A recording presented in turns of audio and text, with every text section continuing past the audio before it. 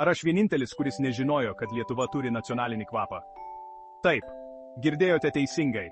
Paruoškite nosis. Na gerai, Lietuva gal ir maža, bet stebuklų joje, nors vežimų vežk. Pirmiausia, Vilnius, sostinė, yra vienintelis miestas pasaulyje, kur virš jo gali skraidyti oro balionai. Įsivaizduokite, kaip į darbą keliaujate oro balionu. Tikras rytinis pakilimas. Toliau, Lietuva turi nacionalinį kvapą, vadinamą Lietuvos kvapu. Tai tarsi namų esencijos buteliukas. Galbūt tai ir yra paslaptis, kodėl lietuviai visada tokie geros nuotaikos. O dabar štai kas, Lietuva yra Europos geografinis centras. Kas būtų pagalvojęs, kad Europos širdis plaka Vilniuje? Nenuostabu, kad visi taip mėgsta čia lankytis. O, ir jei esate krepšinio gerbėjas, Lietuva – jūsų svajonių šalis. Jų meilė šiam sportui yra neprilygstama. NBA lygio neprilygstama.